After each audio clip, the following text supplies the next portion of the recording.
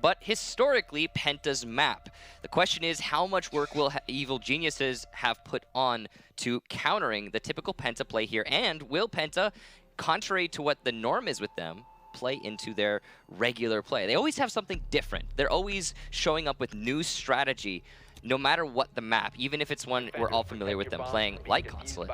You can see them go to the top floor to start us off here, which makes the most sense in my opinion. We're not seeing a Ying on the attacking side.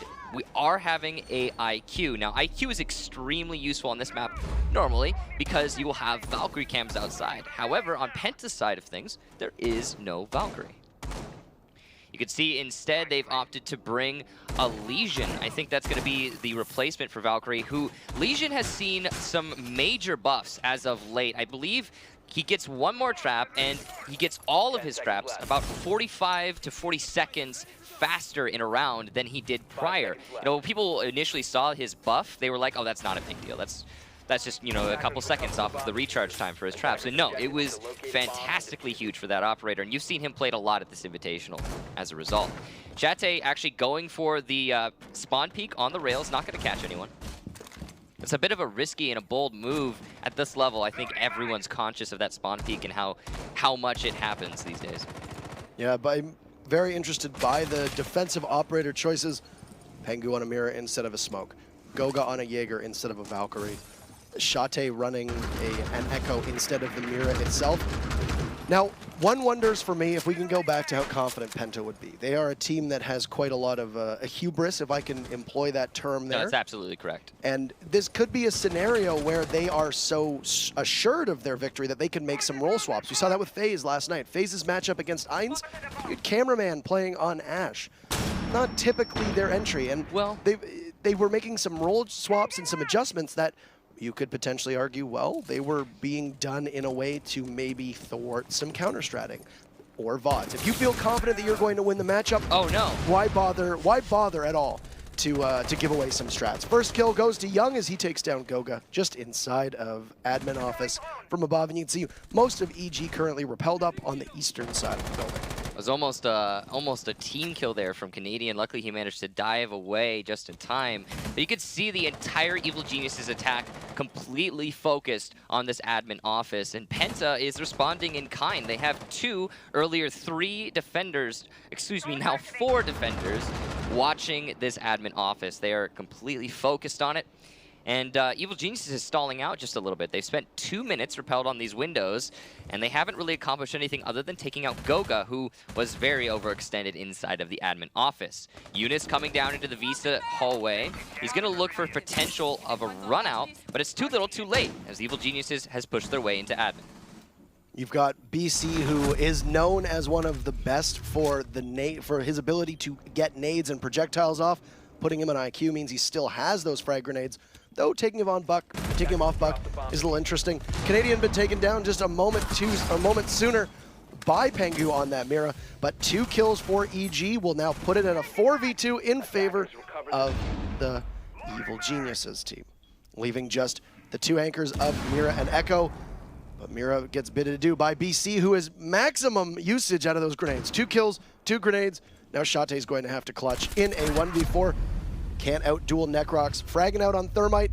Shate goes down, and EG takes the lead on round number 1. A methodical round there from Evil Geniuses. They didn't rush themselves. You saw, in fact, they did waste a lot of time. But you could attribute that to just some great delay work from Penta. Unfortunately for Penta, as soon as they fell off of that delay work, and rightfully so, with only a minute left in the round, they made that call. They're like, okay, we're just going to wait for them to push. We're going to get the kills. We're going to hold the angles. We'll be fine. As soon as that happened, as soon as they got into the angle play, Evil Geniuses stepped up and started winning all the fights. I mean, you gotta take what you can, and I feel like Penta maybe should have just held on to admin office a little bit firmer. Put Fabian on Hibana, Jonas on Zofia. Jonas typically playing a lot of Hibana. We've actually been seeing a lot of Zofia at this Invitational. We have. She's had one of the highest pick rates of all the attackers. I mean, I think teams are starting to really realize how strong her 4 concussive mines are. It's in coordination with a good push and fast operators. You can go right in. You can either get a plant off. You can deny bandit tricking with it. We've seen it on Border. When they go to bandit trick, you hit them with a concussive grenade. can't really fight back. It's really allowed teams to get maximum, I guess, value out of her gadget. Doesn't really work unless you're as highly coordinated as these teams are.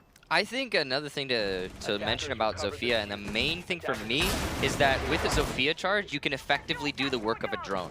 So if you're trying to figure out if someone's playing in a corner, like typical B closet corner, you know, where a defender would anchor, and you just don't have the time to drone, maybe there's 15 seconds on the clock and you're going for repel in, you could just shoot a concussion in there. And if there is someone there, then they're going to be concussed. If there isn't, now you know you don't have to check that angle. So it's a really good information gatherer, especially considering, again, like you said, you have 4 of them. That's a lot to work with. Now, PENTA going to be setting themselves up on the A balcony with the Blackbeard again. And that's pretty typical. They have put Pengu on that Blackbeard. We talked about it yesterday. Young and Pengu, 2 of the historically best Blackbeard players in the world. Both of them have seen Blackbeard play so far on Consulate. Pengu's going to down what I believe to be Young, the smoke inside of A. Goes for the shot on the foot. Fortunately, doesn't hit it and will lose his shield. Young could be salvaged, but meanwhile, Shate is going to take out MBK inside of Visa. He's repelled on the window. I like the changes that we've seen to the DMRs as well. Frustrating for Pengu as he can't secure that kill. You can see one defender is lined up, potentially there to pick his teammate up. That's Necrox, if he can get to Young on time. Canadian eliminates Shate, who had the kill earlier on. That's the entry frag for PENTA down. Leave us at what is technically 4v4 as the last rifle shield of Pengu will shatter just outside of the balcony as he's repelled upside down. BC did look like he was going to go try to pick up Young, and he falls. Canadian gets his second kill onto Fabian as he is holed up inside of admin office under pressure, but still surviving. So it's a 2 versus 3 with Young on the floor, and Canadian is extremely lit. The only thing he has going in his favor, of course, is the fact that he's playing Ella. Coming from the spiral stairs, Eunice is looking to cut down the middle of this defense and deny rotation. Pengu's still on the balcony. He's going to just linger and vault on into the A-bomb site. Goga getting a kill onto Canadian. That's the last lit defender eliminated. Eunice will finish the round, taking out Necrox, and PENTA respond with an excellently coordinated attack onto the top floor. Both attacks just looking too overwhelming, and there wasn't really any pushback whatsoever from the defense. A better roam for Canadian. A better roam for Canadian as he was able to get 2 picks, something that we didn't see PENTA do much at all. It was a much more dominant round from the attackers. When they were EG, PENTA had a bit more difficulty getting inside, but I think both those attacks went very similarly. Now, because neither of the defensive teams won, all sites are still unlocked. Could see potentially a lobby, but PENTA had an opportunity to go back upstairs to console office. They will instead opt to try out the bottom and see if it works a little bit better. So there's not going to be a Ying on the Evil Geniuses side. I'm sure they were probably expecting another top floor defense. Instead, as a result, they are going to be bringing a Blackbeard and an IQ. Now, IQ, again, very useful on this map, but neither team has really been bringing Valkyrie. Not trying to gather that information for some reason. It seems like they're playing Consulate a little bit odd as compared to the norm for this map. And I'm kind of perplexed by it. I mean, yeah, I'd expect there to be a Thatcher here maybe, or a Ying, something to aid getting into the garage for Evil Geniuses.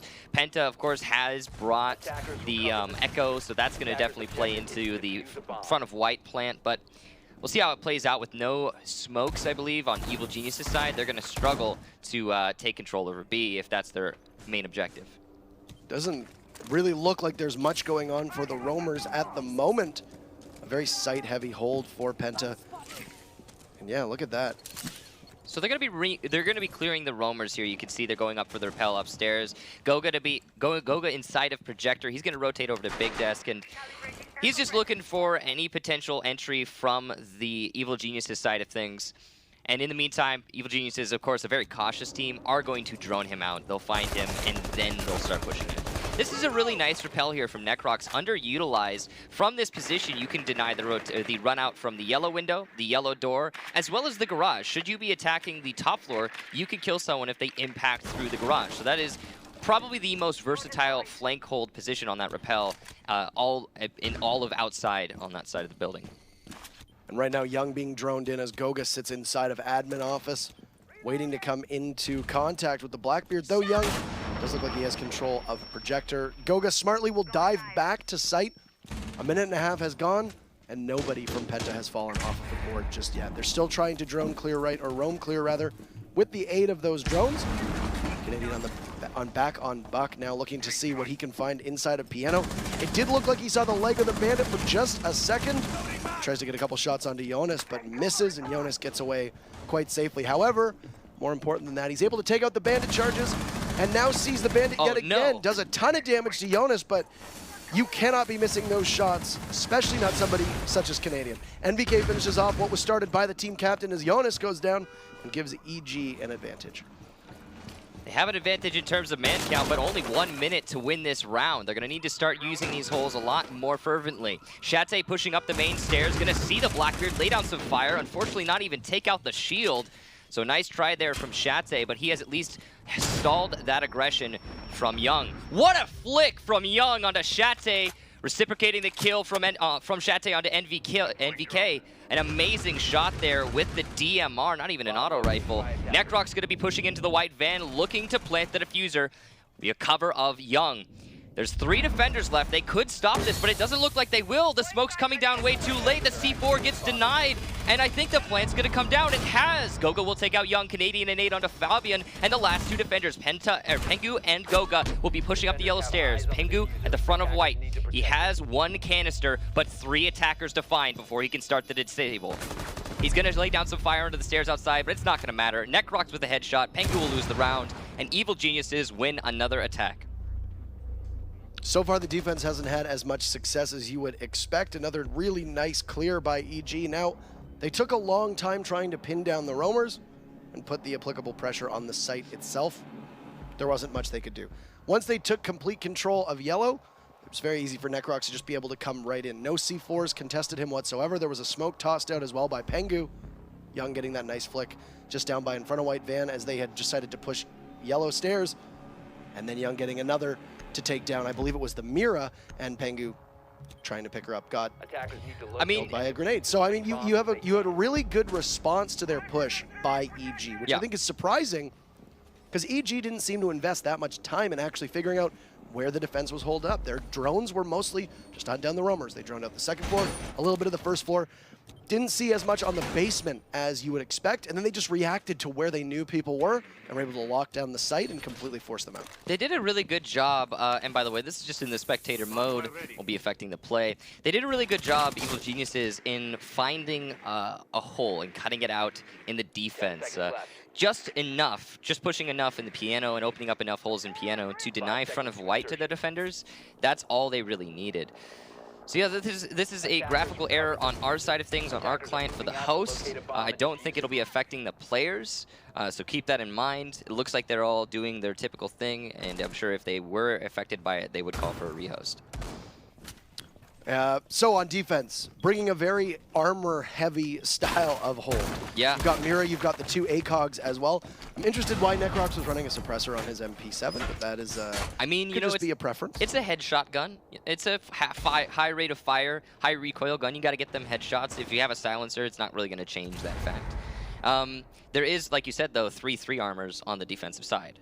Right. Necrox did lose. It did appear that he lost 2 of his bandit charges unless he just opted not to lay them down. There's only 1 right now on the most southern panel. And you can see, very similar to what we saw from EG. They're going to drone out the entire second floor, make sure that there's nobody lurking, and be able to push in themselves.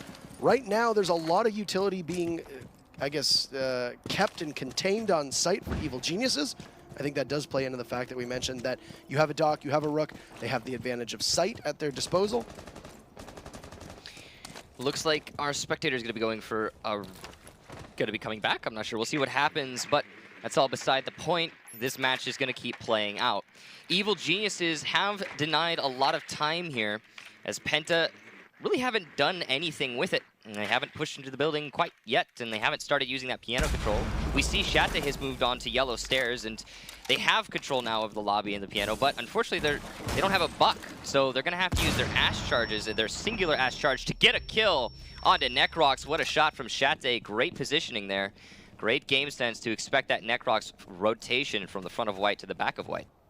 Didn't get to see from below whether or not they pushed, but found themselves in a situation where there was nowhere for Necrox to go. Very exposed just by white van. and there was no real way for him out of that alive. Jonas did appear for a second like he would see somebody playing on pillars, but instead opted to rotate smartly. Now, PENTA has a couple angles held down as they begin to get their push. They have one positioned upstairs inside a piano to look through those rotate holes. What? And Young just inexplicably looking the wrong way. Shate able to punish him as he comes down spiral stairs. Jonas now goes down to NVK, and after Canadian struggles with Shate, able to finish him off, but still a significant disadvantage for his team. Canadian will get disoriented. Fabian upstairs in bathroom as it leaves just the team captain who gets felled by Fabian, and PENTA just rhythmically destroys the entire team from the positioning of the players. It did appear that that was just a graphical glitch. He was, of course, downstairs. It did appear that Evil Geniuses had no idea where that was coming from. Necrox looked lost when you were looking down on him from piano. Young had his back, hold up just in the hallway at the bottom of spiral stairs. Canadian wasn't able to land those shots. Just sloppy execution from EG. Yeah, Canadian was supposed to be covering the flank of Young there, but he just, for some reason, was not. And I think that expectation from Young is what got him killed. That right there isn't, you know, Canadian being bad or Young mispositioning himself. What that is very simply a miscommunication. It was a lack of understanding as to what each other were doing. And that is calling into question the team play of Evil Geniuses. It is a little bit worrisome to see. PENTA going to go back downstairs. We've seen both of these teams start off at the top floor, now favor the bottom floor for some reason. And yet again, no smokes coming to the attacking side. You have to imagine, given the amount of Ying we've been seeing so far, that not having one when attacking a floor such as this is not going to really, I mean, to be blunt, we haven't seen a defensive win yet, but all the same, it would be nicer to, I think, for the attackers to have some smokes, you know, have that extra utility to lay down disruption. They haven't needed it yet. I mean, right. Both, I don't know if PENTA does. I haven't, from what we've seen in PENTA, not necessarily shown that they need to run a Ying or a Glass. Doesn't really work into their strat that we've seen, and I mean... PENTA has been just picking apart the defense one player at a time. They've been finding all the holes, all the gaps, and diving headfirst into them. Evil Geniuses, on the other hand, I mean, the way they won this last round, they picked everyone that needed to be taken care of in the front of white to get the front of white, and then they just walked in and planted, and all of the denial for the defuse plant from PENTA was just nowhere to be seen. Right. And I was going to say, PENTA is a team that really, they've never really adhered strictly to the meta. They've always run with the operators they feel most comfortable on. Yeah. I recall seasons ago when people would say, you know, maybe they might fall out. They're not adapting to the meta. Could we see PENTA start to fall off? No, they basically just play their style of game, and they win at it. For EG, if you listen to the scrims, if you listen to other teams that have played against them, they can run a Ying, they can run a Glass, they can have that, you know, the smoke, the utility from Glass as well, and they can do it proficiently. So it's not like they're strangers to using those operators. Could just simply be that maybe they don't run it on this map. Maybe they could be more comfortable running these operators they have. This is It's also that they don't rely on it. They can do whatever they need to do to win the match. And like we talked about earlier, clearly both of these teams don't need them, given they haven't lost an attack yet. Right. So the defenders will need to figure something out as we are on 4 rounds, 4 attackers. Every site has been unlocked every single time because you don't have to worry about choosing a site strategically or not choosing a site strategically because you can go wherever you want. Fabian inside of Visa as mute. We have seen a PENTA strat from the previous season where they run mute jammers to isolate their roamers. They do that to keep them safe. You can see there that they had tried to keep Ella safe inside a bathroom. NVK getting droned in, but Jonas comes out smartly and takes out NVK, and that's going to be the first kill almost 2 minutes in. Really great for him to be able to rotate that way. Oh. BC just misses the Ella of Goga, and Jonas gets another this time on a BC, but under fire from the hatch above. Young punishes him off. EG still trails by 1 operator at the moment. They have yet to get Goga out of the bathroom too. He's currently sitting with just under a minute to go. Very much alive, and it looks like Pengu has his cross. Shate takes out Canadian, leaving only 2 from EG left. Young gets downed in the hallway and gets finished off by Pengu using the gas canister. Necrox outside, gonna miss the shot onto Shate, who will not miss his. And PENTA take the first defensive win on all of Consulate. That's going to be the momentum shifter right there. What a shot. That's going to be the momentum shifter right there, ladies and gentlemen. That's going to put PENTA in a significant lead We're going to have to see Evil Geniuses reciprocate with their own attack or defensive win, which I don't know if it's possible. I mean, a lot of these defenses from Evil Geniuses have honestly seemed lackluster. That round was entirely lost on the entry. Almost every single member of EG that was taken down on a floor that was not where your bomb site was located.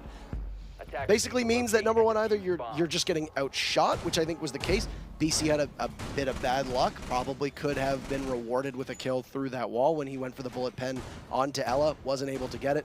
But the rest of them was just, they spent so much time and had such a preoccupation trying to drone out the Ella and being, I guess, cut off from those mute jammers that Jonas was able to freely stand inside a piano and just do cleanup work. There was nobody there to be able to apply that pressure to him. I mean, they saw Goga inside of the bathroom with the drone, and immediately you hear that call. You could see the call going out by the Evil Genius's reaction to Goga's position. They all started focusing on him. And Eunice just came in from the side, and he's like, oh, okay, you're going to look for my teammate? Well, then I'm going to go ahead and shoot you. Because there was no one to cover their flanks while they were dealing with one of those roamers, because the roam clear was just too tunnel vision. And that happens. That absolutely happens. But it did, like you said, it cost them the round. Now, Evil Genius is going back upstairs instead of downstairs again. Penta managing to win that downstairs hold, but Evil Genius is just saying, all right, we're going to play our own game. We're going to do it our own way, and we're going to see if we can make this top floor work. There is a Glaz. I think this is one of the earliest Glazes we've seen from the Invitational. He has actually been not played nearly as much as we were expecting him to be, but he is coming out from Penta here.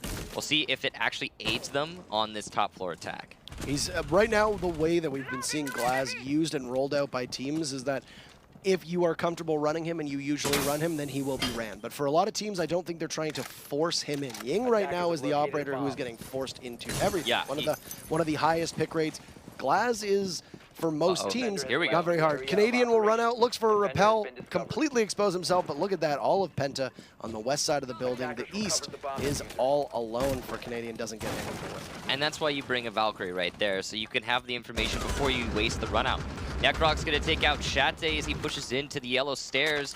Great positioning there from Necrox. A little bit of a misplay from Shate. Typically, you would see someone drone him in that instance. Maybe the drone was downstairs instead of upstairs on the yellow stairs. Whatever the case, he was not fully informed and got killed as a result. You can see right now BC under heavy pressure. The mirror completely gone will give him very little ability to stay alive. Fabian knows where he is. He's just the hand of the mirror of BC who moves just an inch behind. And now they'll go do some droning. Fabian will spot him. Spot two, actually, with that drone. A good mark, as the drone does appear to get away to safety. But they're going to find themselves pushing up against a wall. Necrox has taken out your main entry. Goga's lost a lot of his health as well, meaning that you're essentially going to have to push at a disadvantage over the next minute while also being conscious of time. Goga eliminates NVK. A double for Goga as Canadian goes down. And that's what Penta needs to be able to burst this game wide open. Will end up concussing himself as he does battle with Necrox on the stairs. Will pick up a second kill and a third as Necrox takes down Pengu, leaving only 2 members of Penta left. Fabian will smoke, and that will cause all of EG to pull off, as they don't want to contest against Glaz's thermal sight. Goga works his way up top of yellow stairs. Necrox has all 3 kills. He knows the Hibana is there. He'll dive, and Fabian has the cross, so Goga will be able to clean up the down Necrox, and Fabian eliminates BC.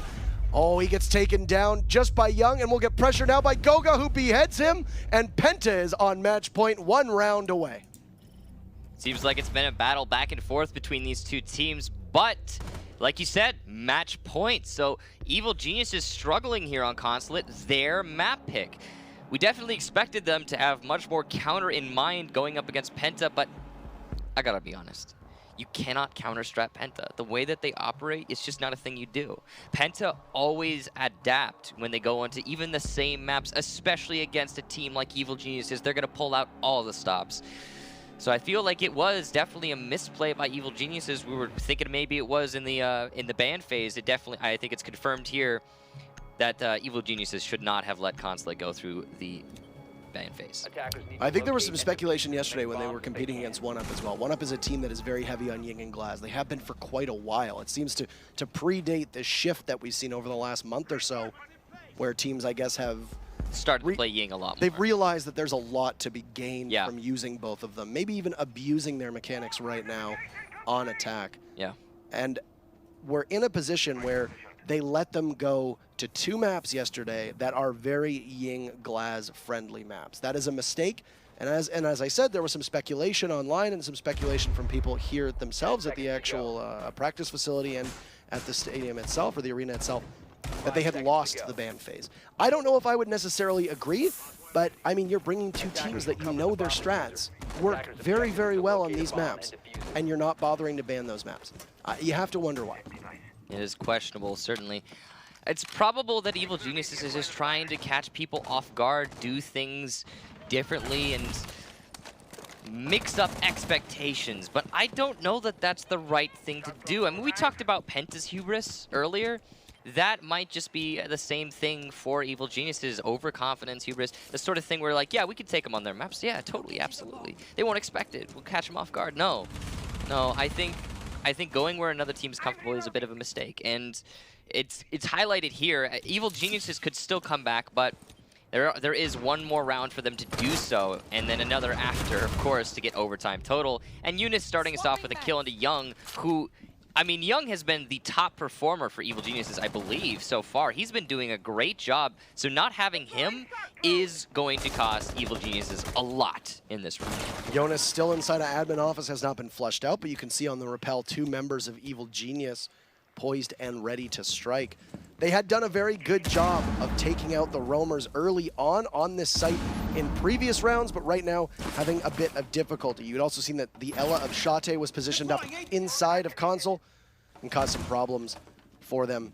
Still haven't been able to dispatch either Goga nor Jonas, as 90 seconds are eclipsed halfway through round number 7 on match point in favor of Penta. And you could see that Penta's just trying to stall it out as much as possible, and they're doing a great job of it. The repels on Evil Geniuses, not able to find any of these attackers this time. Goga last time inside of admin was dispatched quite quickly by Young, but of course he's not here anymore because of that excellent run out from Eunice earlier in the round. So Evil Geniuses, at a bit of a loss as to what to do, are going to reevaluate and adjust. Not going for an admin take anymore, pushing into Visa and Spiral, but Shate is going to shut that down swiftly with a headshot onto NVK. Well done from him, and now Evil Geniuses looks like they've lost map 1. But anything's possible. We've seen greater comebacks. I just don't expect them to be able to do it against a team like Penta, who, as you can see clearly, are starting to consolidate and reserve themselves to wait for the round to end. You've now got just under a minute left, closing in on the final 30 seconds of a round, and you find yourself at a disadvantage of 2. You've lost 2 very powerful fraggers in both the Blackbeard and the Ash. You still have a capability of taking this back, but with Canadian going down, you'd have to imagine that there will be a real Herculean task to equal this and be able to keep going, or face yourself going towards Bank against Penta. It's only BC and Necrox left for Evil Genius. 4 members of Penta trying to hang on. Shate and Goga 2 quick kills. EG falls, and Penta will take map number 1 in a quite spectacular fashion. We've said it before, and we'll say it again. Do not play Penta on Consulate. Just don't. It's been a conversation that's been ongoing since, I want to say, Season 4? So, kind of curious that Evil Geniuses would decide to go against that and go to Consulate again. It's just confusing. I'm not certain. Like I said, I don't think they lost the ban phase. I don't want to say that right now. I don't want to be that certain, but you saw pick phase, certainly. You saw Penta. Look at even the roster, the operators that they picked for the last round. Role changes, role changes, role changes. You had Shate on both fragging operators as well as anchor and support operators. You had Fabian doing both. You had Pengu playing roles outside of Smoke. You had Jonas playing roles outside of Hibana. This could be an experimentation. It could simply be, like I said, hubris. They could feel very confident in their choices and realize we can probably win playing other operators, and then we don't really need to give away some of our strats, or maybe these are their strats, and they've been waiting to pull these out. Bank is map number 2 for us. It plays, there's some similarities to Consulate. It's a huge map. There's lots of roaming potential, and it's Penta's pick, which is the crazy thing for me, is people have been dreaming of this matchup. It was on everybody's tongues last season, and it could end up being a very quick 2-0 for Penta. It's worrisome, that's for sure, but it, to me, seems like they picked each other's maps for some reason. I think Penta probably just picked Bank because they didn't want to go to Border against Evil Geniuses. Now, I say that, and Penta, just the same as Evil Geniuses, is an extremely good Border team. So it's definitely curious. I think Penta probably, in the end, they have a lot of pocket strats for Bank. I think they've been reserving those for a team they think that's going to be a challenge. Evil Geniuses is definitely going to be a challenge. They're probably going to pull out all the stops here. I don't think they're saving too much for this after this match, but we'll see if we get if Penta progresses further. Now we're loading into Bank yet again. This is a map that I think Penta's going to have many things to show us on. So Penta starts on attack. Evil Geniuses go to defense. Right away, we'll see a Legion get brought out from Young. Necrox back on smoke. So they'll take Necrox off the roam. They'll throw him on the site itself. Give Young likely an anchor/support style role. And NVK and Canadian are going to go back. So here's something that I find very interesting. This is the team composition and the way that they used roles last season. This is the way that they used roles 2 seasons ago. You've got NVK and Canadian back on the roam. You've got Canadian back on the pulse. Is this a team making a decision saying, all right, we tried these role swaps. We just lost to Penta. Let's go back to what we know. Let's go back to what we've practiced, what we've known for many seasons, and what worked, and I think worked quite well last season, even though they didn't get the result they wanted. It's possible. I mean, a little bit worrisome if the case, because you really want to see Evil Geniuses continue to evolve, similar to what we see from Penta every season. Season in, season out, season in, season out. I mean, they always have something new. They're never predictable. Every single time Penta comes to the field, you think, oh, this is going to be the time they're washed up. This is going to be the time that they can't influence rounds the way they used to. This is going to be the time where their strats have been read, and it doesn't happen. But with this step backwards for Evil Geniuses, at least in terms of their roster selection, or at least rather their operator selection, that might be telling of the, I think, defeatism. I'm kind of worried about it. I think they'll be fine. They'll get at least a couple rounds early on here, hopefully, but it is definitely a worrisome. No. Fabian back on. You've got some. Look at Penta's roster. Pretty standard. You've got Pengu now on Hibana, so that's 3 different people who have played Hibana so far for that team. Once again, continuing with the role swaps. Fabian supporting with Shate and Jonas, likely going to be 2 of your entries. Maybe have Goga as well. Heavy drone work down, and Bank does take a little longer to drone out just because of its sheer size. Up top, Shate's already taking control of second floor, and Evil Genius doesn't have any real pressure on floor number 2. I mean, everyone's on the bottom floor. And everybody now on the bottom floor. You had NVK playing on the stairwell, potentially to rotate up inside of open area, but a very cautious game from EG right now. They're not staying too far from the site, and that's allowed Penta to have all of this space. They've been able to move quite freely without having to really invest too much time in hunting down where EG is. It can work, because if the push comes on the site, you're not necessarily putting too much pressure on your anchors or support, but you might be giving up too much too early without gaining anything in return. Shate's job of getting those mirror windows has wholeheartedly failed. Both of the drones eliminated before they could complete the task, which means Penta is going to have to adjust their push at least somewhat. You can see NVK just trying to hold this main stair. He's going to hear the detonation of his Gersmon, go for the peek, get the kill. Shate swiftly eliminated. Great positioning there from NVK, of not only the mine, but himself as well. Knows there's another here, as he saw Eunice when he went back for the hold. But he's not going to decide to challenge. He has the man advantage, and very wise, simply waits out the clock. And just a bit of a switch now. There was 0 pressure inside of servers by Penta, and they've started to rotate. You can see that NVK knows that he gets hit with the concussive mine, but because they are both the siblings, they have a reduced effect from the concussion themselves. Pengu sitting inside of server, pressuring essentially by himself as NVK and Jonas contest each other. And unfortunately, what is going on? Jonas with 2 quick kills, NVK and Necrox down. Fabian eliminates Young, and look at that. It's all up to BC and Canadian to clutch. Make that just BC. He's full health, but has 4 to go, and he is going to be out-dueled by a long range under pressure from 2 and pushed. He sees the Hibana come in, 0 chance. Pengu takes round number 1, and now Penta is only 4 rounds away from vanquishing EG and being the first team to make it to the Invitational. I just want to say how beautiful it was that Eunice played that staircase battle with NVK. When the mine detonated, onto Eunice. Eunice used his concussive mines, or his concussive grenades from his own grenade launcher to deny NVK the push and thus the kill.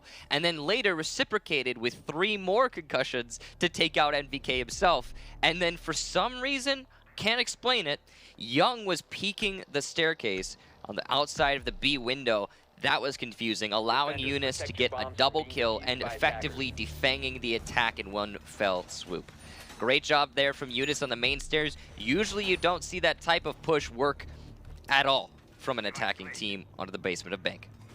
Just judging from the perspective that we had as well, those railings did give Jonas a helping hand. I mean, the railings always, you know, whoever is utilizing them, they're so good in this game. NVK's gun bobbling. You can see his reticle did hit the banister a number of times.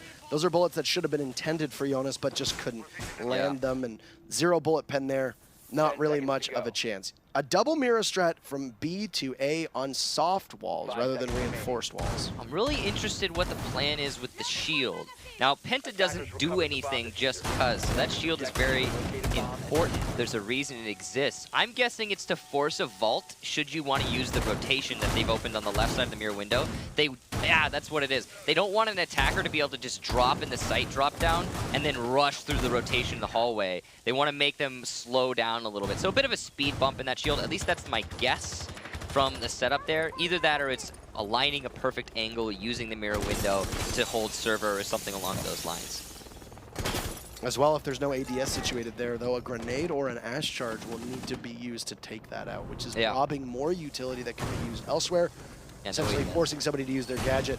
It's not the rotation thing, because they also made it so you could rotate over the mirror window. NVK going to get the first kill of the round on a Eunice, rappelling onto the main lobby windows. You don't see that a whole lot, as it takes up a lot of time. So Eunice clearly not expecting the rappel and biting the dust as a result.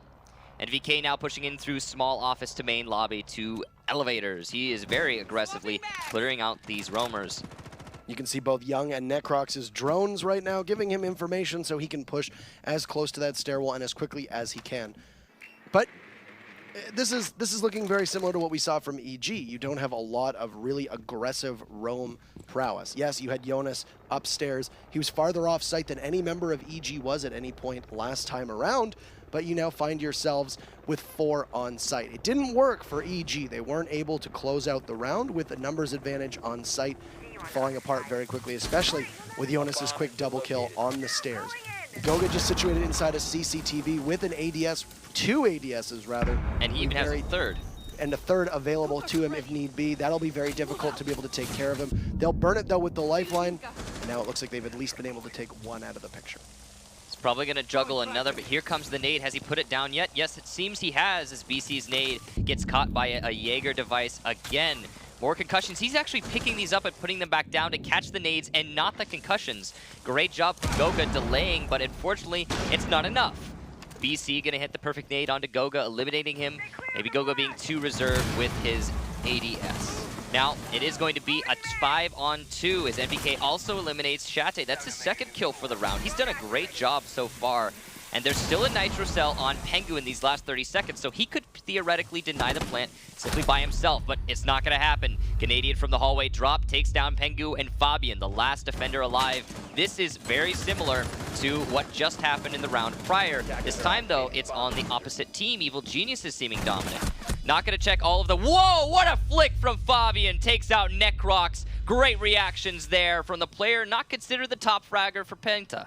Now he's got 4 more to find, and he's going to choose to go upstairs with only 1 HP. It's unlikely that this is going to work for him. 9 bullets in the magazine. He's going to go for a reload. It's likely at this point Evil Genius is conscious of his decision-making and are going to expect him to go upstairs, and as a result are just shifting over towards server. One of the attackers even going up the main staircase to try and flank. That's the Ash. He's going to drop. Comes from below. Sees the mirror. Will he hit the shot? He will. NVK, his 3rd kill of the round. An excellent job from him. And it will be Evil Genius's successful attack onto the basement. And this is looking like it's going to be one heck of a match.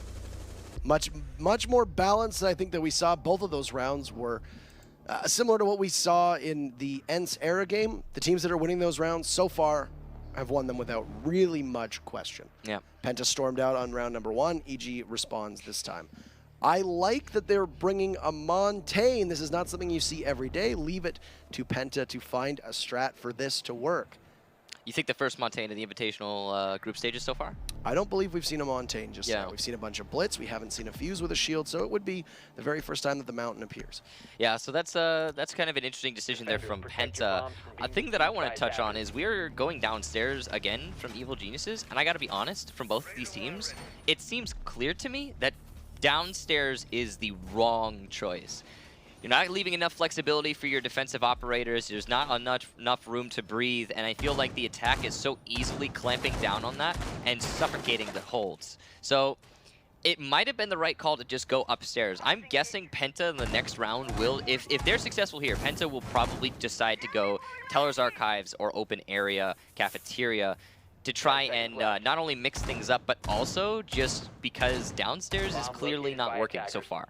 The only real changes they've made on defense is they've subbed out the Legion for the Echo. Now, if you carefully spy how the Legion was used in round number 1, they basically used him for sentry duty. You threw a Legion trap down, it helped NVK got a kill, it helped NVK to get a kill on the stairs in his duel with I believe it was the Zofia. I don't know why such an early smoke is extended there. They see the Monty just by the doorway. Jonas takes just over 25 damage, and there are only 2 remaining. But going back to the Legion point, the Legion was only really used very quickly to give information to the team. You could argue that it is more important to bring an Echo, and I love that they have the Echo because that is a direct counter to the Monty as well. BC primes a Nitro Cell to see if he can lob it over top of the Montaigne, who will very quickly back up. But here's the rip of the actual C4 and just stands and waits. What's most important is Canadian is feeding him information that there are a lot, and a big double C4 from BC as Goga and Jonas go down. You can see from above now NVK circles Shate off, and you've got only a Monty left along with a Thatcher. Oh boy, you do not want Monty to be the last one alive because that round is all but over in that scenario. Yeah, and in this 2 versus 5, it looks like it's pretty much done for Penta. So Evil Geniuses taking an unsuccessful site and making it so. With a great flank here from NVK on the drop down. He is going to get the flick onto Pengu. Great job there. Can he secure the kill onto Fabian, though, who'll be pushing up the stairs? With the shield, it's going to be difficult. Fabian has the pistol out. He's going to try and go for this kill. He needs to isolate his flank to have any chance of clutching this round, but I don't think it's going to happen. With the concussion mines as well as the Echo drone, NVK will win the fight and win the round. That's 2 rounds in a row from Evil Geniuses. And now, this first successful defense on Bank 3 rounds in. You got to think that C4 doesn't get hit. That push completely changes. They were lined up for a very quick server's take. They were going to be able to push inside a site. Nothing really out of the ordinary. You have Montaigne set up. You make sure that his shield will block the C4 itself. You've got somebody likely covering so that nobody can get within range to be able to throw a C4 past you. You just get a plant down behind them.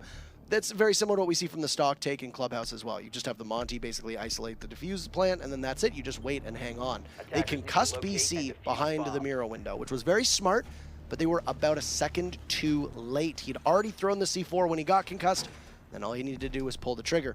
Right now, very top-heavy for Evil Geniuses, though. NVK just had 3 kills in that round, but 4 in the previous 2 is impressive as well. That's what you need to see from your entries and your roamers, though. Most of those kills have come for him on defense. Yeah, MVK, one of the oldest school top fraggers in Rainbow Six, one of the best Ellas and Ashes out there. And yeah, he's definitely showing up here on Bank. So I think the reason that round was unsuccessful for Penta is very simple.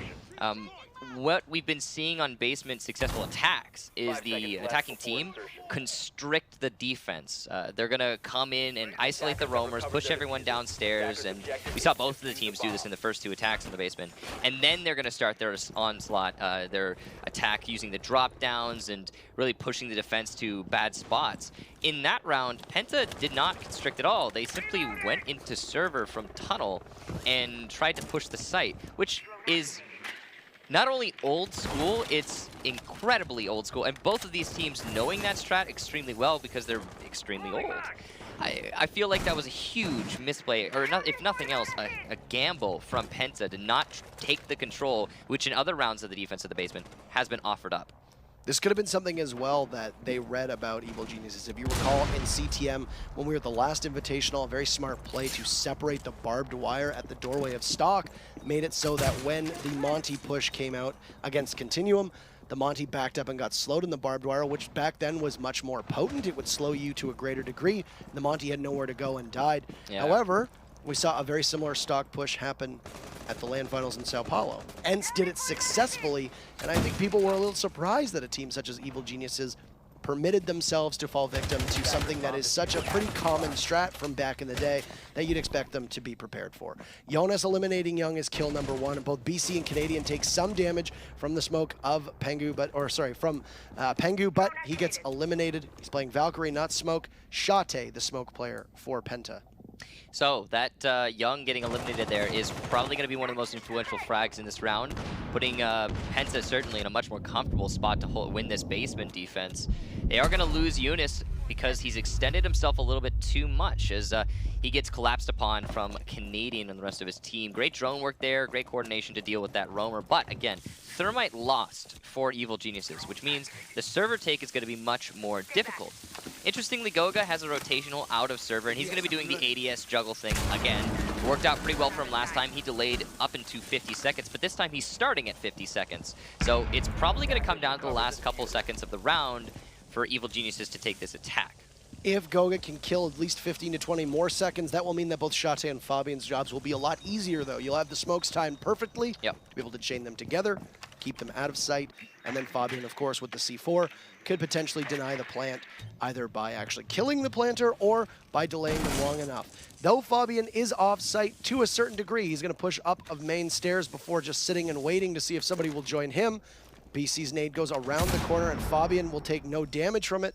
He has another nade ready. It'll go out. It will damage Fabian. He should hear that, as Goga's life doesn't last too long. Fabian kills Canadian, though, as Necrox had taken out Goga, leaving it at a 3v2. BC finishes off Fabian, and it's Shate left to clutch. 1v3. Just a couple seconds left. He's going to hope that they're not getting the plant down, but hope is not good enough. Diffuser planted quite successfully. Every single member of EG locked up in the similar area, and Shate just waits. He's going to see one push through Bank Vault, go inside to see. It's the Sledge who's going to be his first point of contact. BC doesn't have a ton of health, but may have a range advantage if he has his ACOG pulled out. Shate smartly wins that battle, and he'll finish off BC. Still 2 left, though, for him. It's Necrox and NVK, both of whom have been good this game so far, and Diffuser just under halfway. Evil Geniuses does hold the lead. Shate pushes up knowing he's running out of time. NVK takes him down. And strange that this is PENTA's map, but EG has looked much more sound and comfortable than they did on Consulate. I think we've fleshed out why, but it's impressive to see how EG's been able to rebound. I would say from past experience that Evil Geniuses, the players on that team, are very comfortable with Bank as a map. So it stands to reason that they'd be winning here, but they were also very comfortable with Consulate as a map. I guess Consulate's just dominatingly PENTA's map. Now, interesting here, we've got Executive Lounge CEO office, which just is, okay, it's basically the worst map on or the worst site on this map. Everybody considers it to be the bottom of the barrel when it comes to Bank. There's a lot of reasons for this. One of the big reasons is you can stand on top of the parking garage all the way out there to the west, and you have everything. You have complete line of sight into both of these bomb sites. Also interesting here, there's no castle to prevent that. So hopefully they're going to get normal barricades, if nothing else, onto the windows that you can see to the west side of that reception office. But we'll see how EG chooses to set up here. Either way, definitely a bold decision from Evil Geniuses to go to this site. We'll see if it works for them. Although I don't really have high hopes. I feel like this is reminiscent of the sort of thing where, you go to Border and you pick Teller's Archives. We've seen CEO work for people in the past. It's a huge risk. And I don't know if you need to take a risk when you're 1-3, and if you go, you could easily just put this on match point. I'm very surprised at the same thing. Teams that almost inexplicably go with the site that is not as viable as others, or maybe they've been practiced on it, maybe they know it, maybe there's a particular strat that they think that PENTA might be susceptible to. That's something that we'll have to watch out for, but I too am perplexed as you don't bring a castle. Castle seems like a given on this site most of the times, and Pengu comes within a hair of being taken out of NVK on rappel. Why didn't NVK shoot any of the Habanas? That's very interesting. Now an extra angle opened up to anybody on Garage, which potentially could have been easily denied, as well as the Habanas in the hallway wall. That's going to give an amazing line of sight, cutting off any rotation in that southmost hallway upstairs. Shate going for a nade over this wall to get any potential bandit batteries, which is going to allow the Thermite of Fabian to open up both of these walls. Great coordination here from Penta, seeing the strat, not getting confused, and knowing exactly what they need to do to pick it apart. First Thermite goes off, but Canadian with a double kill, runs out, takes out Shate and Fabian both, putting Evil Geniuses in a 5-3 lead. That's only halfway into the round. A fantastic job from the IGL of Evil Geniuses. What an outstanding play. Very reminiscent to what we saw from Gurmi and Era yesterday. Just runs out and just kills two, except this time on a flank, not actually exposing himself outside of the building. Now Penta finds themselves further at a disadvantage as Pengu goes down. Goga and Jonas have the site largely opened up, but now the most difficult task is being able to ensure that those angles that you've opened don't work against you. Jonas gets inside of sight and on his belly tries to take out Young. He'll get down and Young a double kill to finish things off. That is a flawless round from EG. They knew something we didn't, and they look quite good on a site that we had some doubts about. Evil Geniuses now move to match point. The efficiency for Penta playing against them in that round, not clearing everything they needed to clear, maybe droning into stock, but not fully controlling it, and they got baited into the stereotypical Thermite charge at the top of square stairs, opening up those CEO walls. I mean, obviously you're gonna do that, but they gave themselves away really early with those Shate needs to get the bandit batteries, and Canadian knew exactly what he needed to do there, and he executed flawlessly. But again, it honestly comes down to Penta not covering that run out. Now, we'll go down to the main floor for Penta. They'll bring a castle along with them. Fabian last picking Ella as the timer hits 0. Could mean to me that it's just a fallback operator. They maybe didn't have something in mind. Take the operator that on defense right now is an operator where if you say, what do we need? We've got everything we need. Let's just take the operator that kills everybody. So you'll take an Ella, and hopefully Fabian will be able to make something happen with it. Right now, he and Jonas are the only two members of their team that have really made significant contributions on the scoreboard, while the rest of EG has largely woken up. Penta find themselves in a hole. Consulate was pretty decisive in favor of Penta, and now EG has looked very good on Bank. Border is going to be one heck of a show if we get there, because the match with Black Dragons yesterday showed us anything. It's that match point doesn't necessarily mean that you're going to move forward, though I've got to say that Evil Genius is probably feeling very good about their chances. They've just been running all over Penta, and in fact, Penta's inability to get inside of the site and get inside of the actual building successfully has been their biggest hindrance at the moment. Evil Geniuses have been very good at rebuffing any of the entries that we've seen from Penta so far. That's going to be cause for concern when usually their entry is so darn good. Canadian getting onto this skylight staircase early on can usually cut off some rotations to the top floor, and as you can see clearly here, Penta have, I think, 3 roamers upstairs, almost a 4th, but Canadian's gonna lay down fire onto Fabian as he attempts to rotate. Oof, a barely missed shot there from Fabian. Almost getting that kill on a Canadian, but he's gonna continue to contest, actually. Both of them really hungry for an advantage in this round. Neither of them gonna connect. Just a little bit of an angle difference there, and it could have been a kill for either one. Canadian going into stock instead is gonna start to drone himself in. Not the most efficient thing right there, but at least you're gonna know what's going on in front of you. Doesn't look like there's much drone action going on for EG right now at all. So either a good job from Penta to be able to take those drones out. Shate upstairs is going to be one who's going to be doing drone duty for his mirror. Jonas takes out Young. Goga answers with Canadian down, and Penta has a good start to the round. The C4 will miss as a smoke flies out. Necroc's trying to do battle with the bandit upstairs. Fabian manages to get that kill, and it is all falling apart for EG in this round. BC manages to grab 1 frag for his team before being tied off by Fabian, leaving just NVK, who, while a great shot and on a very quick operator, has a lot of work cut out for him. And still plenty of time to make it happen, as both of his breaching charges, so he can maneuver around, but we'll need to pick up the diffuser, which right now in the Lion's Den up top. The flash goes off, and he's going to have to push. But Fabian inside a stock, and you can see up above the smoke of Pengu just waiting. This is a very heavy upstairs hold. NVK had no chance whatsoever. Pengu seals that out, and Penta manages to avoid losing map number 2 outright. Still on match point, and will need to win 2 more to send us to overtime, or EG will take it. Breaking a 4-round win streak for Evil Geniuses right there, and possibly gaining back some momentum. Curious decision-making from Evil Geniuses. That attack was one of the most difficult to coordinate, coming from the Skylight Stairs and pushing into CEO to get that vertical control, and seemingly unnecessary. There are many other ways to attack a Teller's Archives. I mean, if you don't want to deal with the roamers, simply come from main lobby. Isolate the roamers entirely. There's no way to flank a main lobby take. You simply hold any potential runouts from above of the CEO by having one person stick back a little bit, and you're fine. You're good. Unfortunately, that's not what Evil Genius is committed to, and fortunately for Penta, they managed to get, again, some of that momentum back. Now, it's going to be a basement hold for Evil Geniuses to try and, again, win the match. Now, or at least this map. Now, they do have 2 rounds after this, potentially, so it's not quite overtime yet. I mean, one more round after this if they lose here.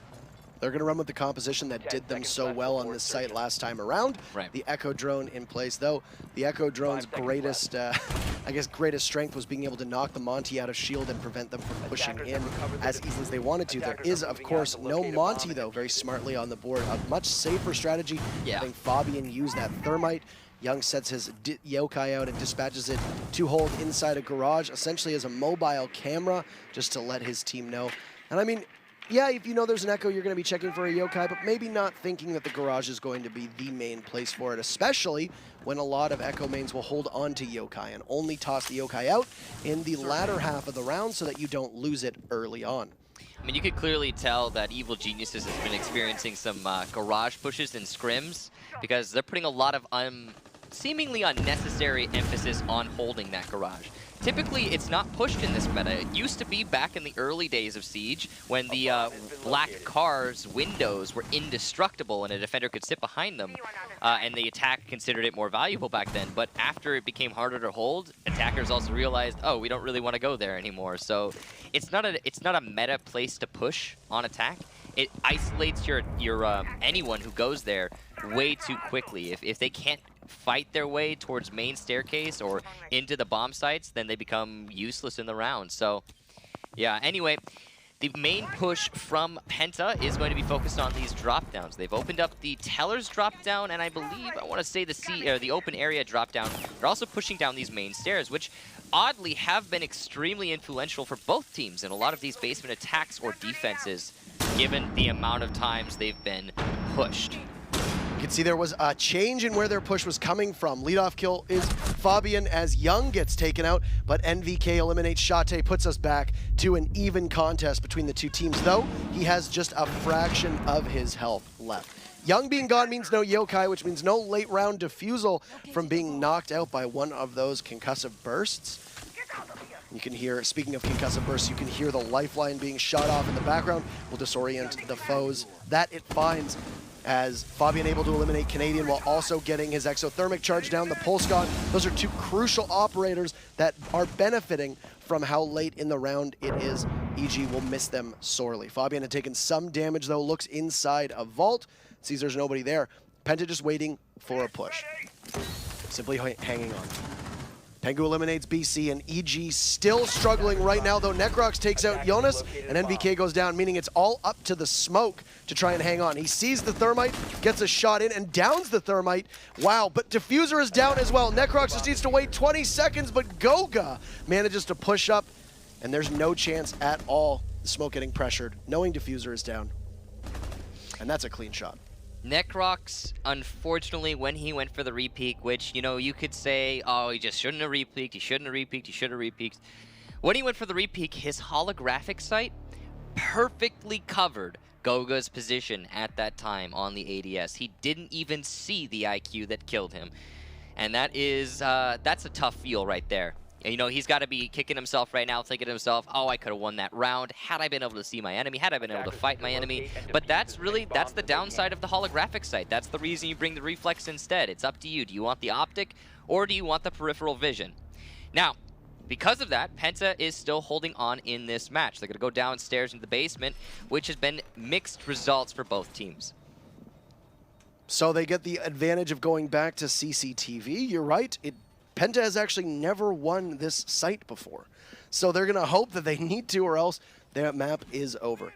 They fought on CCTV 2 times. Their only defensive win coming on Tellers. It came at the right time, of course, as they're still staring down the barrel of match point. But EG may be starting to sweat with 2 rounds in a row that have gone in favor of their opposition. And right now you can see how heavy Penta is investing on that first floor to try and stop EG from being able to push right in. Both very aggressive teams. EG is a team that can literally just bulldoze their way to a site very quickly. Saw that when Penta tried it, didn't work. It got rebuffed just outside of CCTV, but you don't want to take that gamble. I think the way to describe Penta and EG both, and when they fall, kind of how they fall into the same camp, is they are very calculatedly aggressive. They choose their moments to push, they choose their moments to hold back. They're never just ever one thing, and that makes them unpredictable. That makes them dangerous, and that's what makes them some of the best teams out of their region.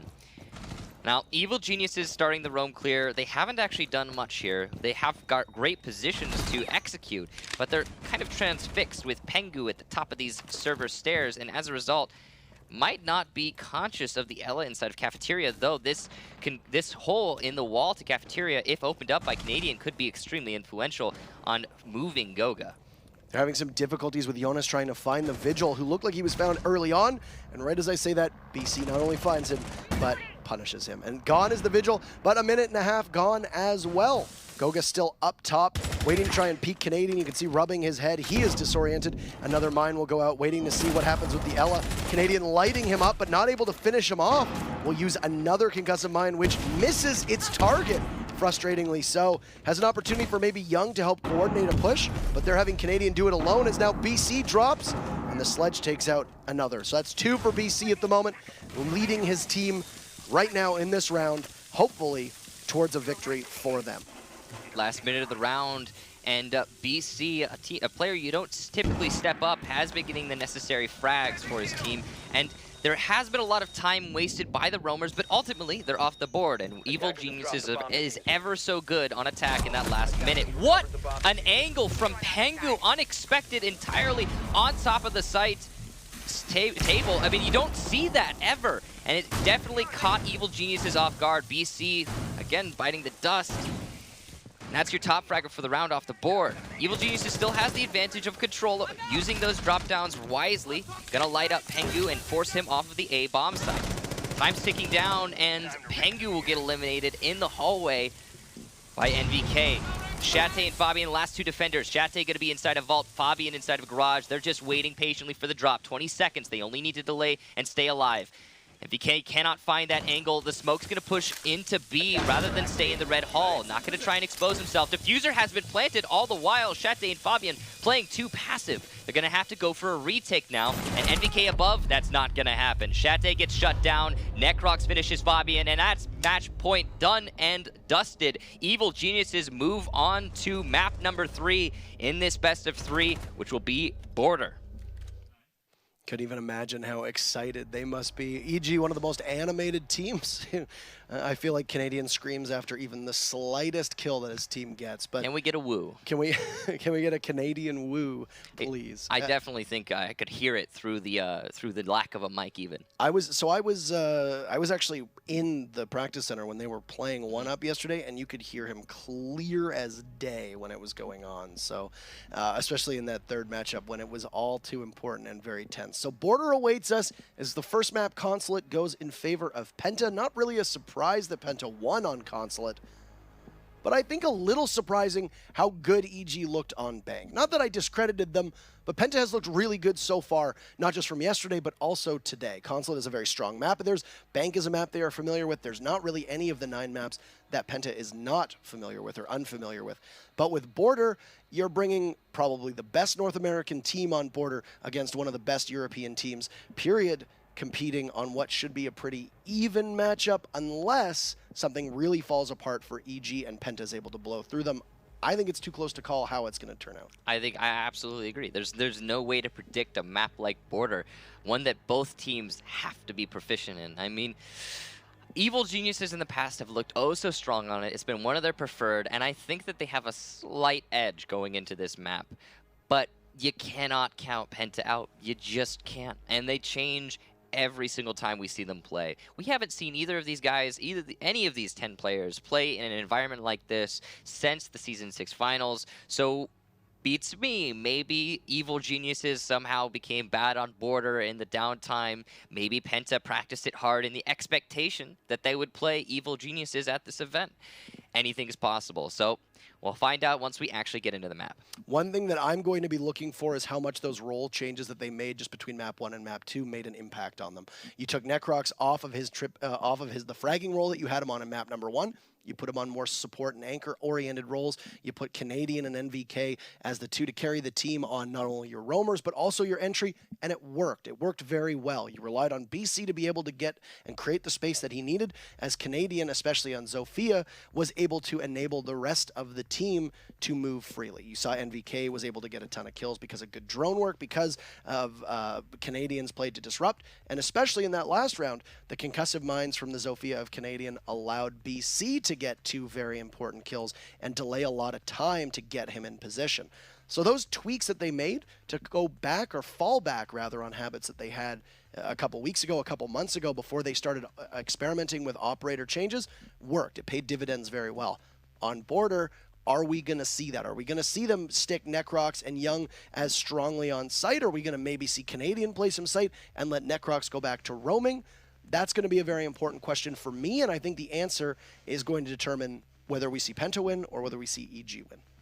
I think to start us off on Border, what's going to happen is Evil Geniuses are going to play a very question. I mean, it's not up to Evil Geniuses. This is what PENTA's going to do. PENTA, what they're going to do is they're going to play very passively. They're going to wait for the pushes. They're going to wait for the aggression, which we have seen from Evil Geniuses in the past. If they don't see it, then they're going to start to adjust, but it might cost them a round or two early on. You could see Fabi in the IGL for PENTA talking to his team, thinking about what they're going to do leading into this match, it being as serious as it is. I mean, these are, again, this is considered by many to be one of the most important matches in the entire event. It's the same things happening on the Evil Geniuses side of things. We'll see what they decide to come up with. But yes, I think that we're going to see PENTA play passively. I think we're going to see them expect the aggression. I think Evil Geniuses, it's going to come down to them whether they do go for those pushes and play into PENTA, or if they play passively. That will decide a lot of the influence on the round count. Right. When we've seen them play last season, let's just look at last season because it's probably the best sample size we have, and the most recent one is they're so aggressive. NVK's ability to roam on Jaeger, as well as their entry, was able to just completely dominate and decimate any defense that you could see, or any offense as well that tried to get inside. One of the best things that they were able to do on defense was they pushed PENTA back when they started to come inside. It was smothering and it was suffocating, and it made it so that when PENTA tried to get in the building or tried to get close to site, they were always contested. We didn't see that on Consulate, but with the way that Evil Geniuses plays Border, that's a very similar style. So this could have been a strategic pick. They could have picked Consulate first because they knew they were going to lose it and just hoped maybe we can push them to Border if we're confident in Bank and Border. I'm not entirely certain. Like I said yesterday, some teams like to pick the safe map for the tiebreaker. Some teams like to go with the safe map first.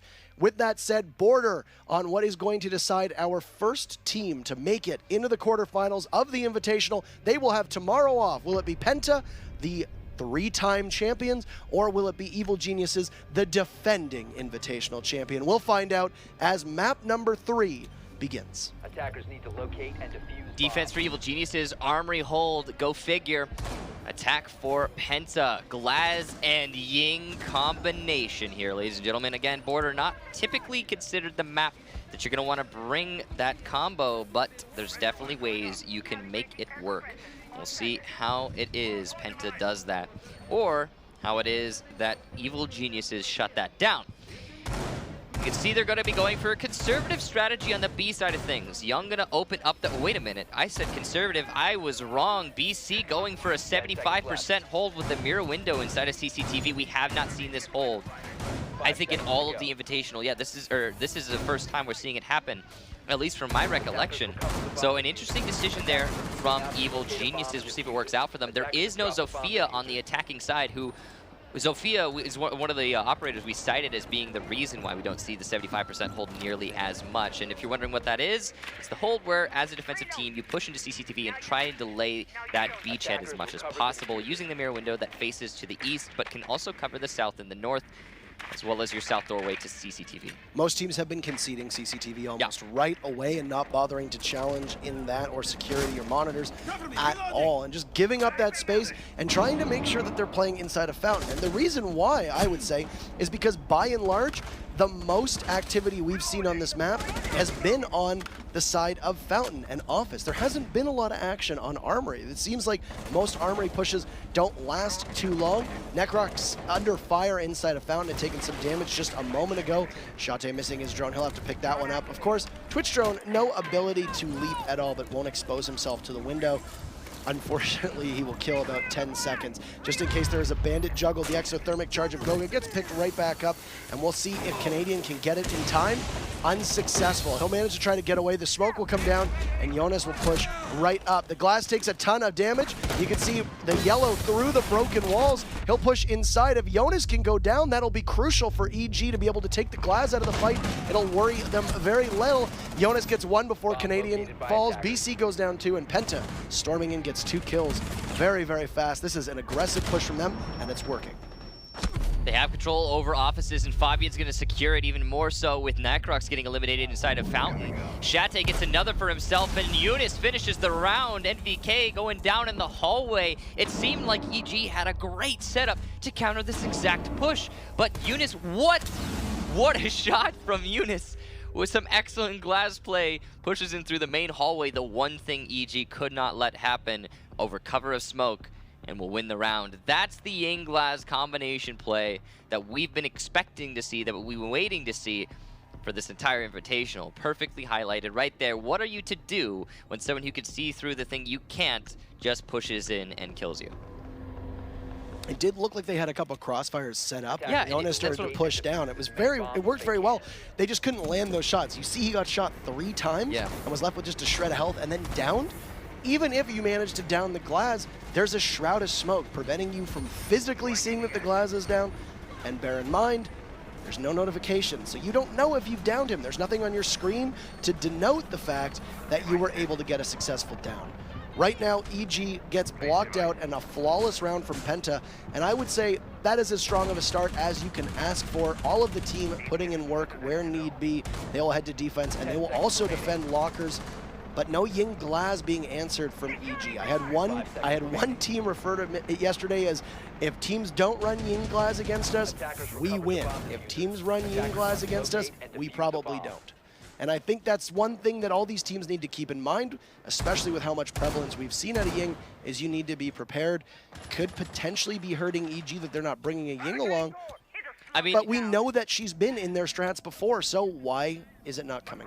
A lot of people might be thinking at this point we're beating a bit of a dead horse. You know, it's an ongoing conversation that we're going to have for the entire Invitational, and the reason is, inside of scrims, talking to all these different teams, it dominates the current meta. I mean, we haven't seen it. You guys haven't seen it live because, of course, there hasn't been a Pro League going on. We've had a long off-season leading up to this event, but that's what everyone's saying. It just dominates the meta. And unquestionably, in that last round, it won Penta that round. If it weren't for the glass pushing hallway over cover of smoke, they wouldn't have been able to get those that immediate frag that opened up the push from the beginning. Now, Goga going to be getting forced out of Fountain, but he's going to opt to stay. The mirror window has been disabled, but he has a hole behind him, which means as Canadian drones him out and gathers this information, his teammate is likely to try and peek and get the kill on Goga. But it's not happening so far. Goga's really doing a great job of wasting time and not giving up his spot. I was going to say they need to pressure him from 2 angles, and Canadian makes the smart rotate after he's been droned out. Goga, unable to get that drone, means that he will continue to be exposed.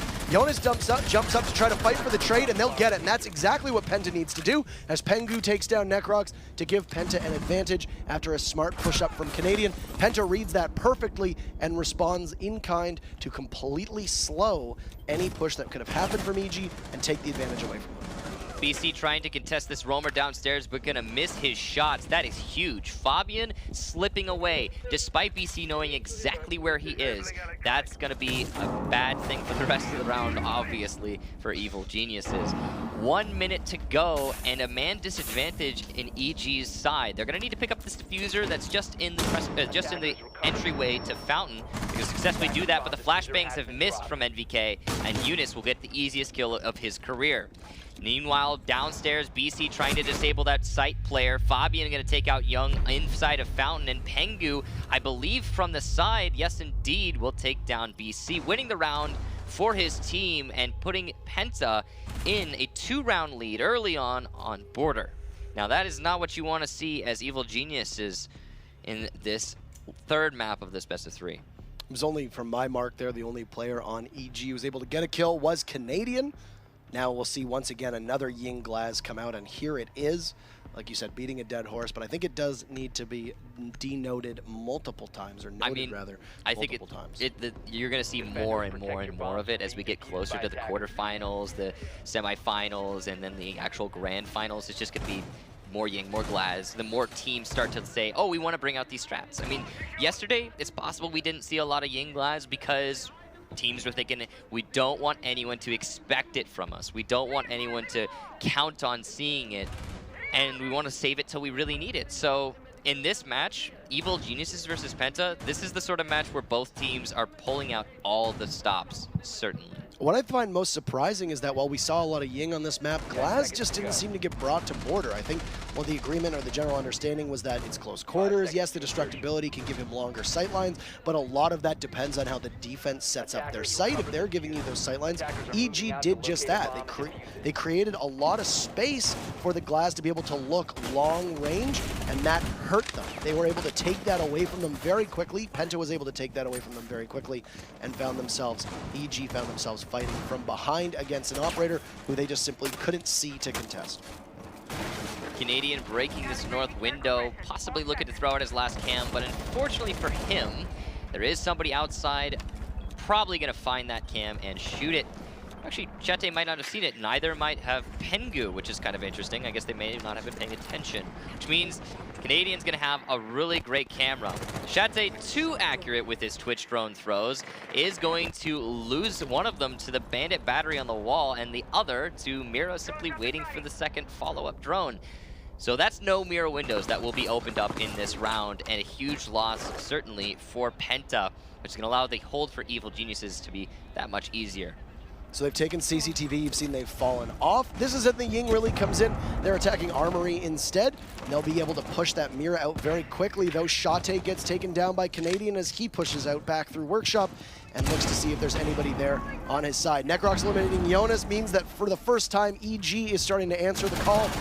You see they fight for a trade. BC comes in, a double kill as he takes down Fabian and Goga. It's all up to Pengu for an ace clutch. No problem whatsoever. Smoke's going down just to allow an opportunity to rotate. The smoke will get into half wall. Canadian eliminates Pengu, and EG is able to stop themselves from going down 3-0, a hole that might be too deep, too early to crawl out of. You can see Canadian there extremely excited, and I guarantee there was a woo. Guarantee.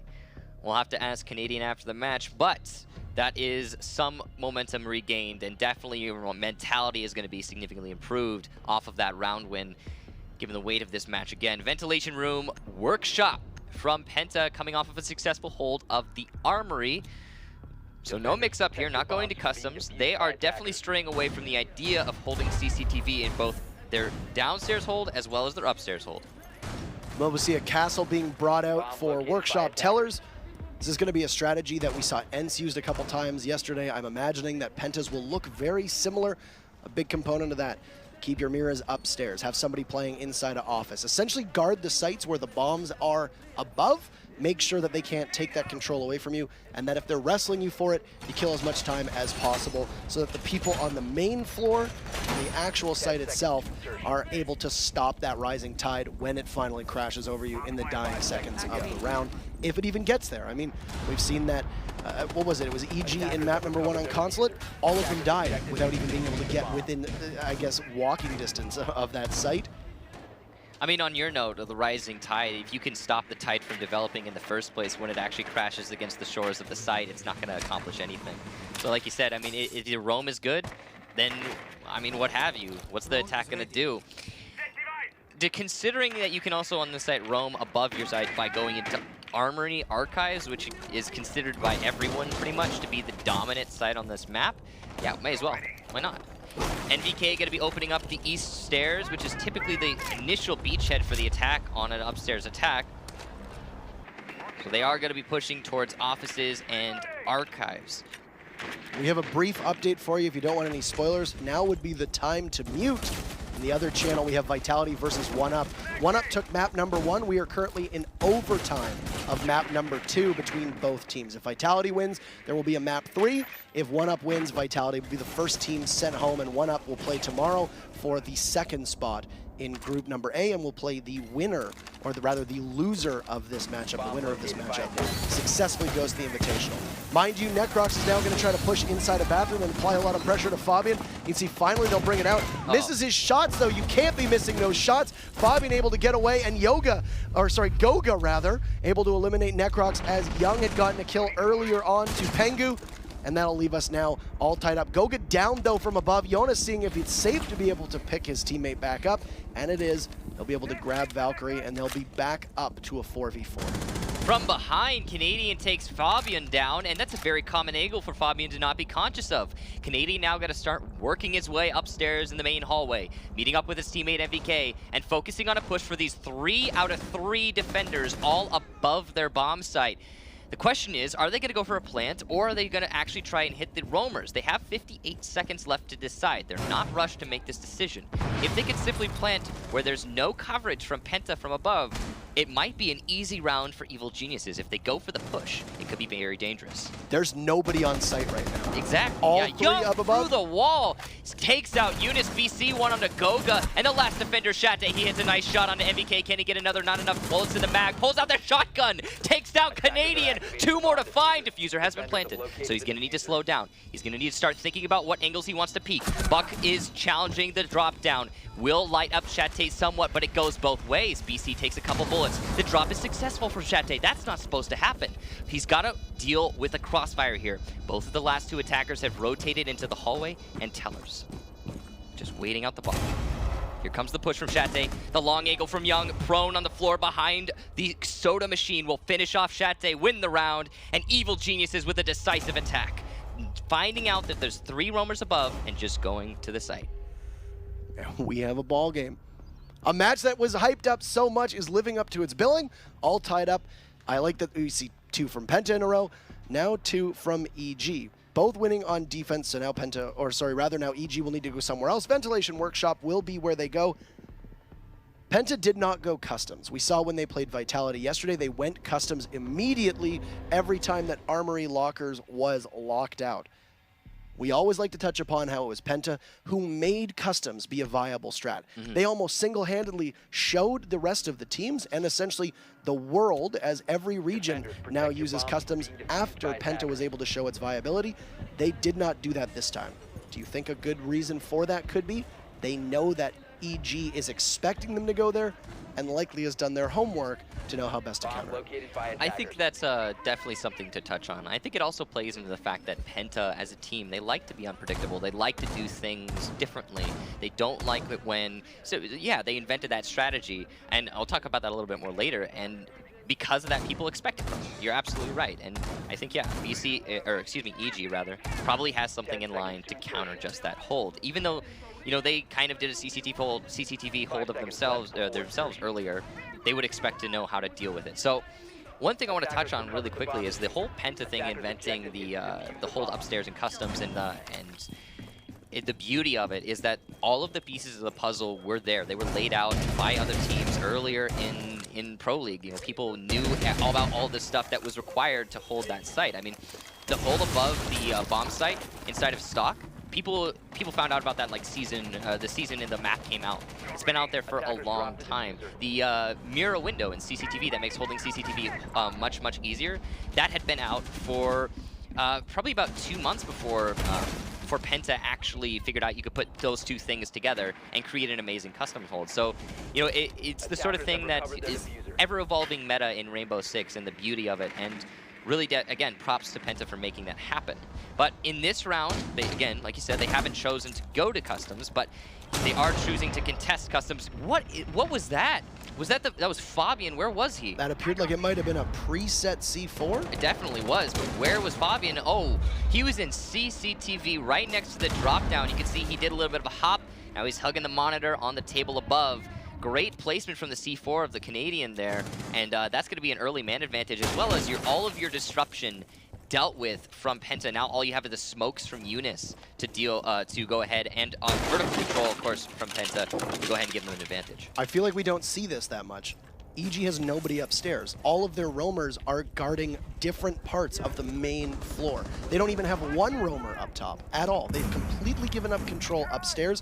The last I saw it was NVK, who was playing on stairs. He's now worked his way up. A couple minutes ago, he was just playing on stairs by the front door, and now he's the only one that they're going to have up top, as he had been, like I said, playing just close to sight on those stairs. That's killed so much time now, and they haven't been able to put any pressure on any of those, I guess, those arterial sites, and now they're going to have to not just contend with the players on site, but also those not too far off, as the Castle of Necrox eliminates Shate, and EG could potentially take their very first lead on Porter. Inside of B, though, Young's going to get drop shot by Pengu. Great play by him. Necrox does eliminate Pengu's support, though, before being taken down himself. It's all up to Pengu in this bomb site. From behind, NVK is going to eliminate Goga. Now a 1 versus 5. He's already taken out 2 of them. Can he get 3 more? No. BC shuts down Pengu and wins the round. And like you said, the first lead for Evil Geniuses and their 3rd round in a row. So they will be able to go back to Armory when they move to defense. Next, we're guaranteed at least 2 more rounds of Border in what has been a pretty back and forth map. Probably the most even of the 2 maps so far. We saw a commanding start by EG on Bank. Penta closed that gap a little bit before EG prevented themselves from having to choke and go into overtime. Whereas with Consulate, I mean, we were pretty even. It was 3-2, very similar to the scoreline, but I think Penta looked much better on a lot of those rounds. There were a couple rounds where EG barely managed to win them, though, mind you, as we said earlier on, some decisive rounds too. Right now, Penta needs to shake something up because 3 rounds in a row from EG, they've got the momentum, they must be feeling good. Both teams can go back to Armory upstairs. We'll see them do just that. A good site to hold, but I would say EG definitely has the momentum, and there's a Ying on the table, no Glaz. This could be an Armory take with the composition I see. I absolutely agree. It looks like it might be an Armory take. Now, we have been seeing mostly office takes from both teams. The Armory side is a little bit more difficult to make work, but it's possible, that's for sure. Now, prep phase just coming to a close here. Penta has opted to go for the fountain hold with the mirror window, and Evil Geniuses look like they're setting up for CCTV take early on. We have another update for you. Please make sure you're muting if you don't want to hear the spoilers. Our very first team to exit the Rainbow Six Invitational will be the community vote winners, Vitality. They fall 2-0 to 1UP. So 1UP will guarantee that they play tomorrow. They play the loser of this match now. Canadian trying to get the Mira, does so successfully, body blocked by Shate for just a second, and just to snag 10 HP off the Mira, but more importantly, now will deprive them of the ability to play safely on the Armory wall, which will only make a Thermite Ying push that much easier for them. Yeah, and you can see that we have NVK holding a rotation between sites. They are going to be cut off if they're inside of B. They won't be able to go into A because of this angle, and it's a very, very long one. Difficult to challenge as a defender without that ACOG. Fabian has been allowed to inch his way downstairs, and that's a lot of control to give up from EG, but they are going to eliminate Shate, who is the main A-wall site hold. Now that's a very important frag, and that's just on our side again, ladies and gentlemen, so don't worry about that influencing the game. A little bit of an error there. Thermite, though, goes on to the unreinforced wall of A and manages to open it anyway. Oh, just press mouse 1, Young. He decides not to. Playing it safe, just going to go for the angle, holding it for his teammate to maybe get, what the heck, through the wall. Going to eliminate Young. Pengu gets one of his own onto Necrox, and it's looking good for PENTA. Very smart play. You saw the Valkyrie of Goga peek around the corner, saw Young positioned, and just instructed Jonas where he was. And it doesn't even matter if there's a wall there to keep him safe.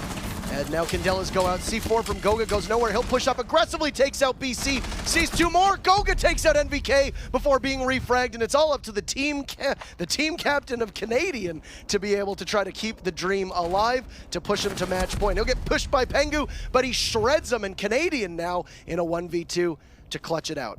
Both the German operators still left in both Jonas and Fabian, neither of which are slouches at all. Fabian looked like he was going to push up main stairs, but Canadian waits patiently, gets hit by that concussive mine, and they know Jonas trying to aggress, but nobody nearby. Fabian rotating back to east stairs, and Canadian just taking his time. 30 seconds and a ton of patience. He does have the diffuser, so he can start to get the plant off, but pushing through Armory Wall, there's very little coverage for him that won't be exposed. And Jonas still sitting and waiting, will not just have an audio cue, but also be able to have the speed to push up effectively. Canadian peeks around the corner, he sees the bandit, but Jonas with a great shot. You cannot peek like that onto Jonas. He finishes it off, and we are all tied up. Nice try there from Canadian, but ultimately just allowing Goga to push through the smoke like that, huge mistake from Evil Geniuses. That's the danger of not having a glass to deny the push before you actually get through the smoke. You need to have him already prepped to go and hold that push. And now, as you can see, PENTA, they're bringing the glass this time. I feel like Evil Geniuses is defiantly not giving into that meta just because they don't want to utilize it, because they're not interested in being that team. But I gotta say, you need to be pragmatic in this situation. You're playing against one of your greatest rivals at this LAN. You need to bring out everything. And it's questionable that they did in that round. I really feel like if they could have denied that Goga push, they would have won. Now, that's the crazy thing, too. They take all that control away from PENTA. They throw the smokes out, and all it ends up doing is hurting them because they can't fight with Goga, who just sprints through that smoke. As if only there were an operator who could see through that smoke to help the attackers, that'd be great, would have been able to stop that. They don't bring it. They did bring Glass once. We saw Necrox play it. They didn't get a lot of value out of the Glass. Could be that maybe Necrox isn't just feeling confident on it today. Could be that the team feels that him on other operators would be more valuable. But I'm hard-pressed to think that Goga would have even made that push if he just simply knew there was a Glass there. Whether Necrox makes the shots or not, I don't think Goga pushes if he knows that there's a Glass watching. No, he would have heard the Glass shots earlier in the round and been like, okay, I'll wait for the smoke to dissipate behind cover. Thank you very much. Another thing to talk about is I have heard from other people and from that Evil Geniuses doesn't have a player who really enjoys playing Glass. They don't have one guy on their roster who's like, yeah, I can play Glass and be comfortable doing it. I think a Necrox is their main Glass whenever he does decide to go there, but from my understanding, I don't think he really enjoys it, which is understandable. He's not exactly, as an operator, Glass is not exactly for everyone. You know, you've got to use a DMR. There's no choice there. DMRs are definitely not the highest valued in this game, at least in terms of guns. So that makes sense. Now, on the other end of the field, Pengu with the high rate of fire will get a kill, and Goga will follow it up with another, and VK biting the dust. And early on into this round, Evil Geniuses have forfeited 2 frags, one in the middle of the site. This is very worrisome. Shate has opened, or well, he hasn't. Pengu has opened up the mirror window, and as a result, Shate will play the angle. Looks like a main A site push here from PENTA. Now your smokes, your Yings, and your Candelas will come out. One smoke goes, and look at what EG didn't do, but PENTA is. You've got a Glass just covering the smoke. Can see completely through it. Ying will vault over top a soft wall. Goga and Pengu come in. It looked like Jonas was able to get a kill, but can't do it. BC all alone. What BC2 on the Fabian and Goga. And covered by the smoke are 2 more. He sees the twitch, but can't outduel Pengu. And PENTA now will move to match point on border. They were trailing, and now they have the lead. Decisive win there from PENTA. Looking pretty strong, and that looks exactly like what we were seeing from EG in the earlier round. Again, the difference was that there was a Glass. Now, we're not sure where PENTA's going to be going yet. Now, they could mix things up and do customs, but Looks like they're going to go for ventilation room. Not much variation there. They do have a castle, though, and this is probably going to be the same hold that they gave us last time they went to ventilation, where they put the castle barricades upstairs, try and delay as much as possible, and have 3 roamers at the end of the round. But guess what? That didn't work for them last time. They lost their only anchors, and after that, Evil Geniuses just walked into sight, planted, and held the post plant.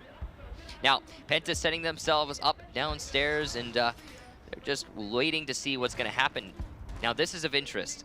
Necrox has finally brought a Glaz. They're going to have that tool to utilize in the future. There's no Ying, though. There's no Ying. They only brought 1. Instead, they opted to bring 2 soft destructors. I really have to question the need for a buck and a sledge. Obviously, you have particular pathing for each of them. Maybe they're going to come from different parts of the map. But come on, just bring the disruption. You know, they only bring one end of the stick. They never bring the whole stick. And Penta, on the other hand, who have been doing that, are winning right now as a result. I imagine the way we're going to see it roll out is BC and NVK are both going to immediately head upstairs, and their focus is going to be first and foremost on just opening up lines of sight for all of their team.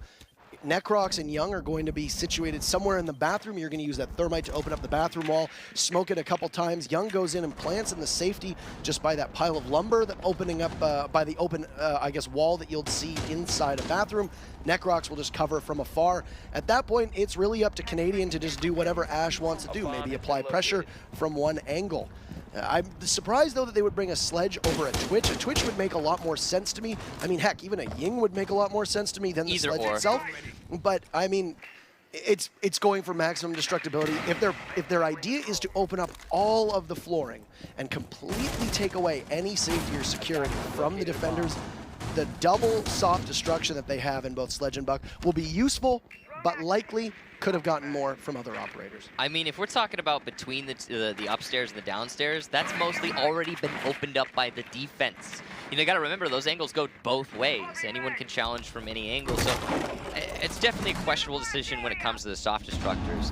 Now, for those of you just joining us, this is the 3rd map of this best of 3. It's 5-2 on Consulate in favor of Penta. It was 5-3 in favor of EG on Bank, and now here on Border, it's almost over as we come close to series point.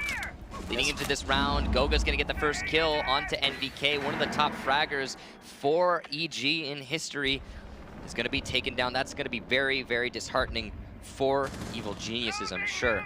And some component of that soft destruction is now gone too. They also could have potentially brought the sledge for the castles. That's one thing that we didn't think of as well. Yeah. You can directly counter castle with that sledge without having to use a breaching charge, without having to use an exothermic charge. They're just going to push right in though. Ash sprints in and is going to try to take the site away. Canadian takes down Pengu or Fabian, and Necrox finishes him off. Though Canadian from above, shredded from Shate, traded off by BC. Are we going to see some overtime? Shate eliminating Necrox, still going to leave an advantage in favor of Penta. They have not been able to wrestle control away upstairs from Penta, where you can see all 3 remaining defenders are. Last time around, they used that to their advantage. They were able to get in and push on site without having any of the defenders be able to come back to site. They have a tall task, though. Final 30 seconds, a match point and series point. Penta has an opportunity to go to the Invitational, guarantee their spot in the quarterfinals. Goga drops a C4, but it doesn't hit anything just yet. BC eliminates Shate. It's all tied up. C4 goes off. Nobody. Pengu on the flank. BC goes down. It's all up to Young, who manages to get the diffuser off, but Pengu eliminates Young, and that is it. They will very quickly get the diffuser, and Penta Sport will be your first team to make it into the quarterfinals. They'll have tomorrow off, and we'll see them again on Friday. EG faces 1UP tomorrow to see which one of them will join. GG's coming out in the chat. You could see Penta very elated, happy to come off of that come off of that match successful. They did an excellent job, that's for sure. Now they are going to get to rest up a lot more than the other teams as a result.